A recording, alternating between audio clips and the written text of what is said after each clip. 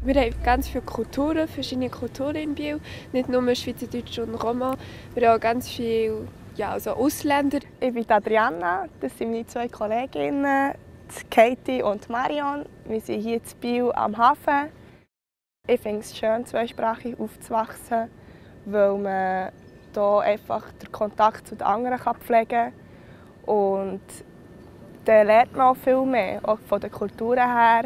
Es gibt nicht nur Welsche von der Schweiz, sondern auch von Frankreich. Es gibt auch Italiener, die Französisch reden. Das finde ich schön. Ja.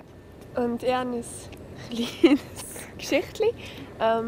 Ich werde es jetzt auf Französisch sagen, sodass wir auch den Bilingue, das Bilingue einfach hier haben. Alors en fait, j'étais dans la même école que Marion, mais moi j'étais dans la partie francophone et elle dans la partie allemande. Et tout le temps en hiver, quand il y avait de la neige, on voulait faire des batailles de boules de neige contre les Suisses allemands ou les Suisses allemands contre les Romands. Mais en fait, c'était interdit. Et c'était surtout c'était très grave quand on blessait quelqu'un ou quand on cassait quelque chose.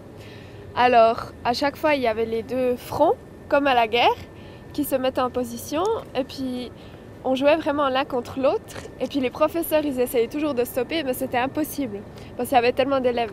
Et à chaque fois qu'une vitre se cassait ou qu'un œil était noir, c'était toujours la faute de l'autre camp. Et du coup, en fait, des deux camps, les professeurs, ils pouvaient jamais vraiment punir correctement. Et du coup, pour les élèves, c'était en fait un avantage. Alors, c'était assez rigolo. Ich merke auch einfach, auch wenn wir uns im Gang gesehen haben, und so, haben wir uns getroffen, es hat keine Konflikte gegeben oder so.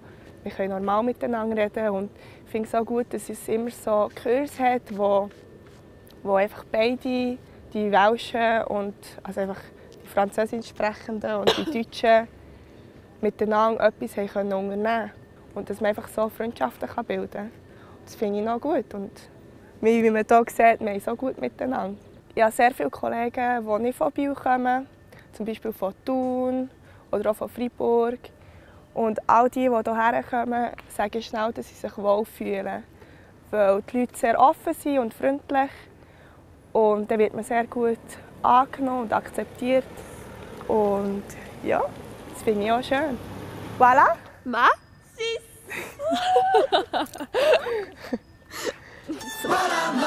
Voilà ma Suisse, ma Suisse.